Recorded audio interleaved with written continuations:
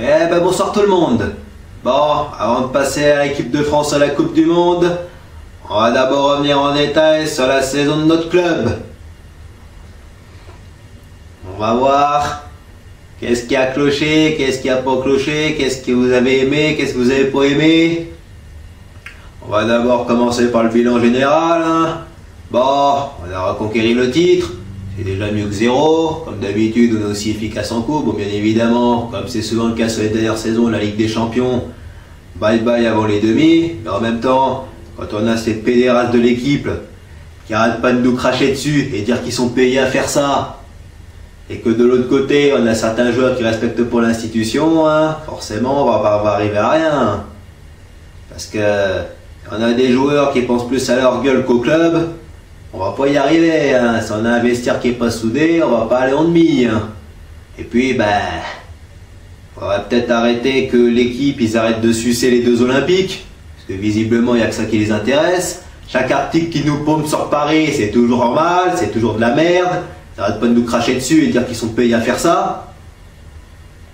Ça se voit qu'ils nous aiment pas, et forcément à l'UEFA ça tilte aussi. Parce que là, on est sur le coup du FPF, on sait pas ce qui va se passer. D'autant qu'en ce moment, il y a Buffon qui compte signer à Paris, on ne sait pas si ça va se faire ou pas. Il peut y avoir volte-face à la dernière minute, c'est déjà arrivé par le passé. Bien. Et non, malheureusement, on sait qu'Emery va partir, il est déjà parti, il va à Arsenal. On verra ce qu'avec l'autre gigolo allemand, il va nous montrer. On verra qu'est-ce qu'il va nous faire. On verra s'il sera aussi rigide qu'il le dit. Ça reste à définir. Et avec qui sur le terrain. Bien. Et bien maintenant, on va passer aux joueurs.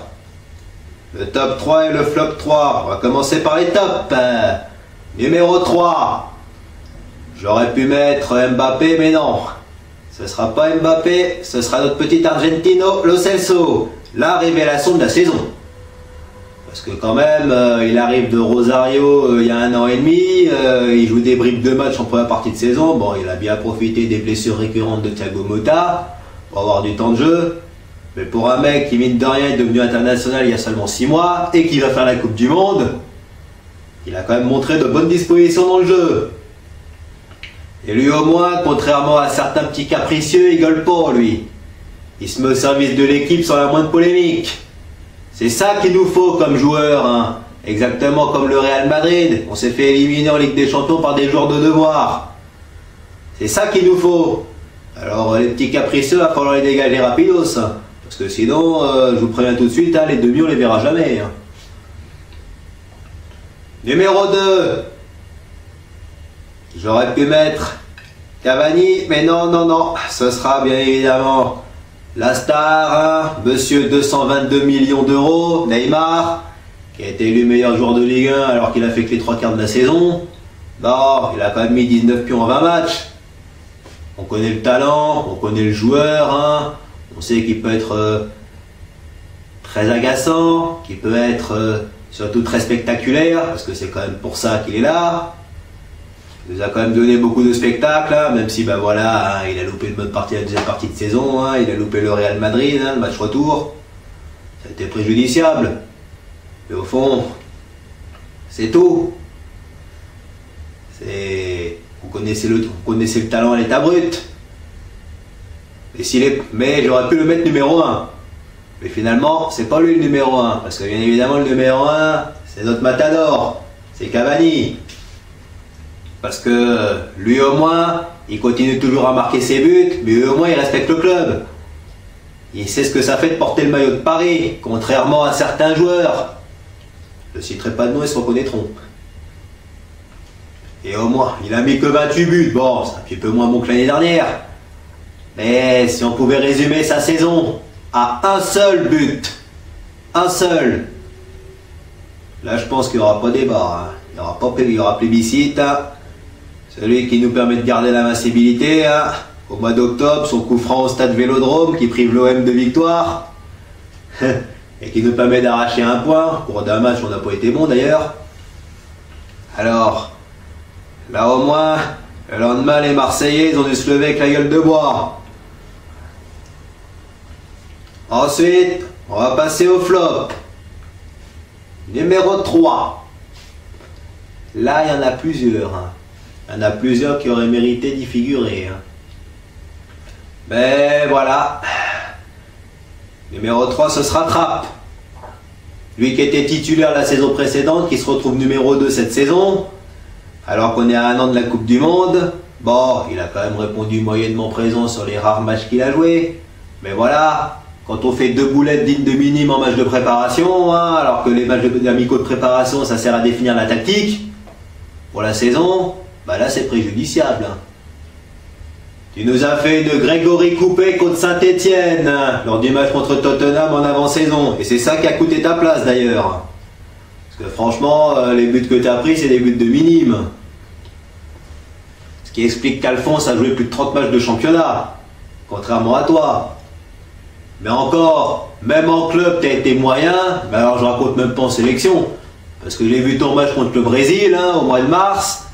Déjà les Brésiliens gagnent 1-0, mais tu es quand même largement impliqué sur le but. Hein. Tu n'es pas exempt de tout reproche. Hein. Et tu veux aller à la Coupe du Monde. Bah visiblement, maintenant je comprends pourquoi tu n'es pas dans la liste. Hein. Au vu de ce que tu as montré. Hein. Ensuite après, numéro 2, Pastore.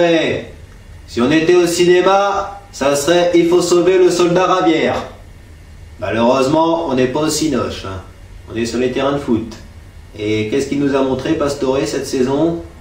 Ben, quelques petits coups d'éclat, en témoigne son but contre Toulouse en début de saison. Mais surtout, alors un festival de passes ratées, un festival de nonchalance, de dilettantisme, et j'en passe. Je pense notamment à son match, le match retour contre le Real Madrid. Il rentre en jeu, on est à 1 partout à un quart d'heure de la fin, on doit marquer 2 buts pendant la prolongation. Qu'est-ce qu'il fait? À chaque baballe qui touche, déjà il prend 1 million d'années pour courir. Mais ensuite, en plus à partir de ça, à chaque fois qu'il a la balle, il la redonne aux Espagnols. Alors forcément, on donne des munitions au Real Madrid. Résultat, on prend un 2e but. Bye bye les quarts de finale. Je ne vais pas revenir sur les blessures. Il a tellement subi les dernières saisons. Hein. C'est pas... C'est 0 quoi. Il pourrait très bien être un des sacrifiés au mercato. Hein. Et puis bah numéro 1. Alors numéro 1. Eh ben c'est Kurzawa. Je me demande encore qu'est-ce qu'il faut encore là lui. Ça va faire 3 ans qu'il est là, il a toujours 80 FIFA, il n'a pas progressé d'1 millimètre.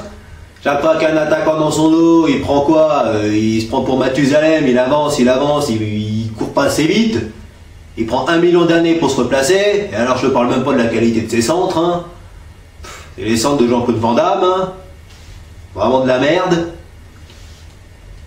Alors, je me demande encore qu'est-ce que tu fous là. Hein. Je me demande encore... Qu'est-ce qui t'a poussé à venir ici?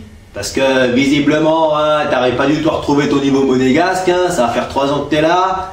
Tu voulais aller à la Coupe du Monde, bah finalement Dédé t'as pas mis dans la liste, même pas dans les réservistes. Hein. Contrairement à certains qui veulent pas y aller.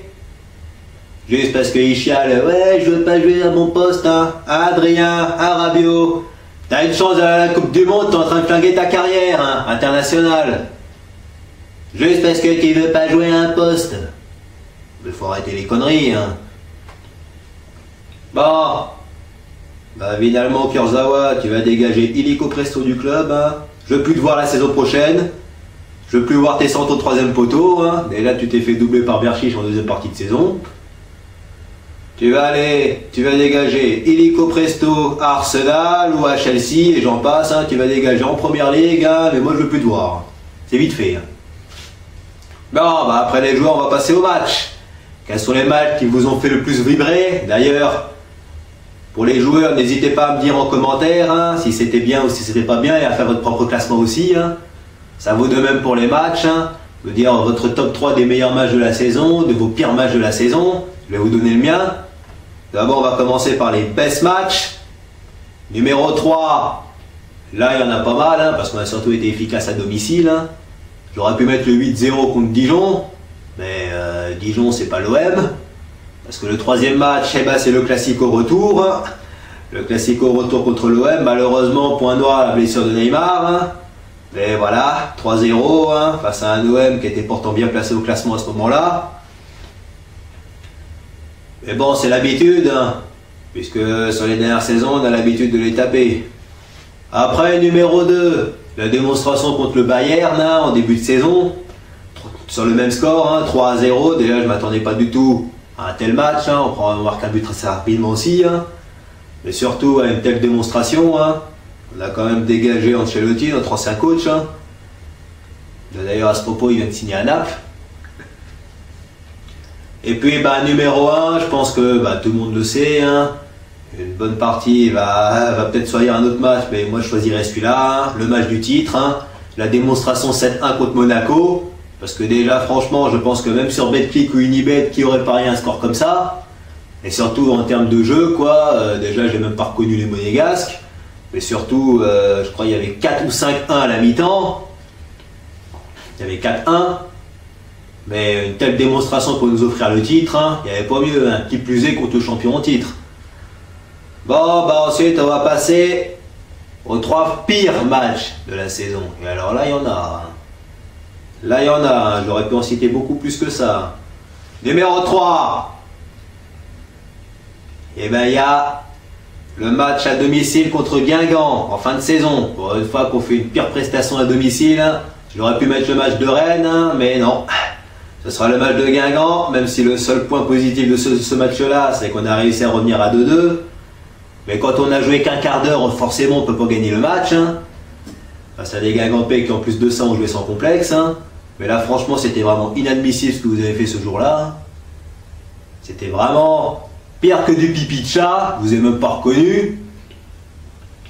Numéro 2. J'aurais pu mettre PSG Real Madrid. Malheureusement, c'est la Ligue des Champions. Hein. On connaît tous le niveau. Hein. Finalement, ce sera qu'en PSG. La bouillie de match de la dernière journée. Alors forcément, cette saison, ça s'est bien vu. Hein. Quand vous ne jouez pas à 100%, ça se voit. C'était vraiment de la grosse gnognotte de merde hein, que vous avez fait. Hein. Vous n'êtes même pas fichu de vous procurer une occasion. Franchement, ça a été une parodie de football ce match. Hein. Et le pire dans tout ça, c'est qu'en fin de match, ça a arrangé tout le monde. Hein. Parce que Remo n'avait pas de blessé pour le mondial et deux autres, les canets se sauvaient. Hein. Et après, numéro 1, c'est pas PSG Rennes. Et non, c'est le match Saint-Etienne-PSG au mois d'avril. Alors d'habitude, quand je regarde les matchs, je m'extase. Mais là, j'ai littéralement cassé la télécommande.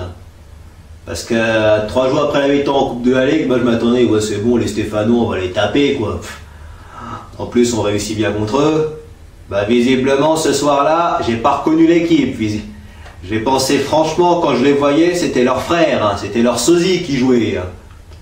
On avait d'un côté Pastore qui allait à 2 à l'heure. Un Mbappé qui se prenait pour Jean-Claude Van Damme. Limite, c'était Brad Pitt ou Ray Charles qui jouait en attaque. Ou encore Gilbert Montagnier. De l'autre côté, derrière, on est fébrile. Il a fallu attendre que Thiago Silva rentre pour mettre de l'ordre dans la maison. Mais alors le pire, c'est Cavani qui nous fait pas le raté de l'année. Non, non, non, le raté du siècle. Qui trouve le moyen de tirer à côté devant un but grand ouvert, complètement vide. Là, franchement, j'ai explosé la télécommande ce jour-là. Finalement, on arrache le nul. Mais voilà, ce jour-là, on ne méritait pas de gagner. On ne méritait clairement pas de gagner. Alors, après les pires matchs, eh bien, on va passer aux adversaires. Quel est l'adversaire qui nous a bien réussi, qu'on adore taper? Bon, il y en a beaucoup. Hein. Il y en a beaucoup. Hein. Comme le 8-0 contre Dijon, par exemple. Mais l'adversaire qui, selon vous, nous a le plus cassé les couilles en championnat cette saison? Bah, bien évidemment, je pense qu'il y en a quelques-uns. C'est pas Monaco, c'est pas Marseille, non. Moi, je citerai Lyon. Parce que déjà, primo, au match aller, ils ont fait un bon match malgré qu'on ait gagné 2-0. Au retour, j'en parle même pas. Hein. Le contexte faisait qu'on pouvait pas gagner ce match. Déjà l'avant-match avec Colas qui pourrit l'avant-match dans la presse. Et en plus de ça, Anthony Lopez qui descend Mbappé sans prendre de carton. Résultat, déjà que Neymar n'était pas là, on se retrouve avec les 2 tiers de la MCN en moins. Et puis voilà, on prend ce but du Néerlandais dans les dernières secondes, là, qu'est-ce que vous voulez que je vous dise? Ce jour-là, on ne pouvait pas gagner. Tout était fait pour qu'on ne gagne pas, de toute façon. Alors, mais c'est une double confrontation à l'image de leur saison. Hein. Visiblement, quand ils aiment nous affronter, les Lyonnais, là, ils ont envie. Ah là, ils ont les crocs. Hein. Quand il faut jouer les Rennes ou les Lille, là, visiblement, ils ont moins les crocs. Hein. Mais c'est quand même l'adversaire qui nous a le plus cassé les couilles cette saison au championnat. Hein. Après ça, eh bien, sur ce, Paris, cette saison, finie. Il n'y a qu'à voir. Bonne chance pour la saison prochaine. On sait qui sera sur le banc, mais on ne sait pas avec qui vraiment sur le terrain. Mais néanmoins, le football, ça continue. Puisqu'il y a la Coupe du Monde, en espérant que ça soit une belle Coupe du Monde, comme il y a 4 ans au Brésil. Sur ce, bye bye tout le monde. Le prochain match, c'est France-Irlande. On verra ce que les Griezmann et compagnie vont nous montrer, parce qu'il faut monter en puissance. Hein. Mais bon, il faut monter crescendo. Hein. Faut pas se vider dès le premier tour, hein, pour arriver cramé en 8e de finale. Hein. Bye bye tout le monde, allez Paris et allez les Bleus!